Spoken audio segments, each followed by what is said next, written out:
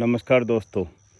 अपन ने कीटों के नियंत्रण के लिए प्राकृतिक तरीके से मेंढकों के बारे में बात की थी। तो अभी बारिश हो चुकी है, ठंड 2-3 दिन से स्टार्ट हो चुकी है। तो अब मेंढकों का समय आ गया है छुपने का, अपने स्थान में, बिलों में जाने का, ज़मीन में वापस अपनी शुष्क अवस्था में जाने का। तो जैसे ही मेंढक चले जाते हैं वैसे ही ये देखो मकड़ियाँ आना शुरू हो जाती हैं और अपना जाड़ा बनाना ये शुरू कर देती हैं। आप देख सकते हो ये जाड़ा बनाना खेतों में इन्होंने शुरू कर दिया है। अभी तो अपन सरसों की फसल या बुआई करेंगे अगली, उसमें काफ़ी जाड़े देखने को आपको मिलेंगे, लेकिन अभी से ये शुरू हो गए हैं ठंड होते ही, देख सकते हो आप। अब मेंढकों ने अपना काम कर दिया कीटों को नियंत्रण करने का।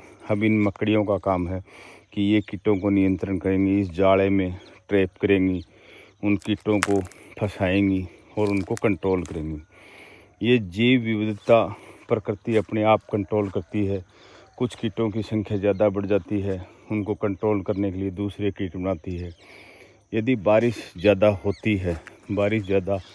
होती है तो मेंढक ज़्यादा होते हैं। कई सालों में देखने को मिलता है, अब की बार 20-25 साल में ऐसा देखने को मिला कि मेंढकों की तादाद बहुत ज़्यादा हुई, क्योंकि कीट भी बहुत ज़्यादा हुए बारिश के कारण। तो उन कीटों को मकड़ियाँ कंट्रोल नहीं कर सकती थी, लेकिन इन मेंढकों ने काफ़ी कंट्रोल किया है।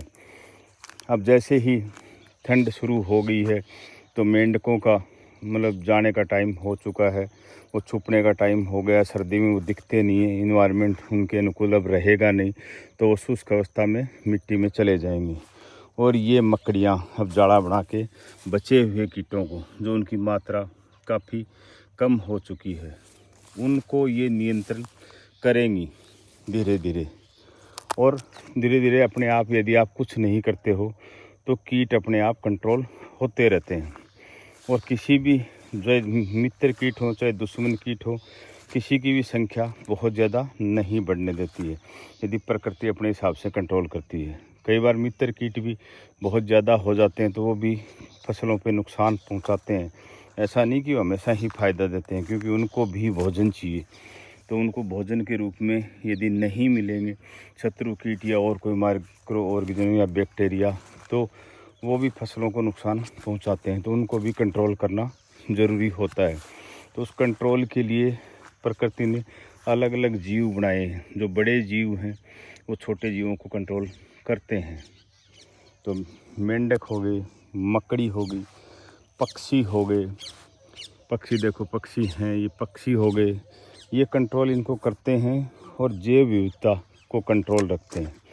जो भी जीवन चक्र है फसलों का हो चाहे वो जीवों का हो, प्रकृति अपने आप कंट्रोल करती है।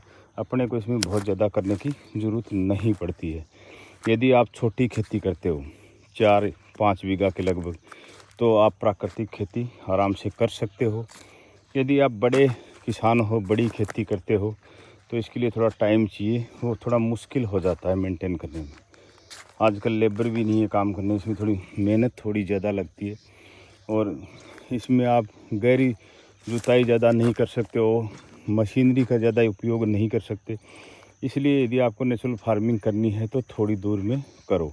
छोटे किसानों को ज़रूर करनी चाहिए, जिसके पास 4-5 बीघा ज़मीन है, उनको बिल्कुल करनी चाहिए प्राकृतिक खेती। क्योंकि जो भी रॉ मटेरियल अपनी खाद के लिए, यूरिया के लिए, DAP के लिए जो मिलता था, वो लगभग उसके भंडारण अब ख़त्म हो चुके हैं। सरकारों के पास भी देने के लिए यूरिया DAP की किल्लत आ गई है। तो धीरे धीरे छोटे जो किसान हैं, जो 5 बीघा में खेती करते हैं, उनको प्राकृतिक खेती में आना चाहिए। उसके लिए वो अपने घर पे 1-2 पशु रख सकते हैं, उनसे जो बायोमास निकलता है उसको यूज़ कर सकते हैं। जो भी घास वेस्टेज हैं, पत्ते हैं, पेड़ पौधों के हैं, उनको यूज़ करके आराम से वो खेती कर सकता है और उसको कंट्रोल भी कर सकता है।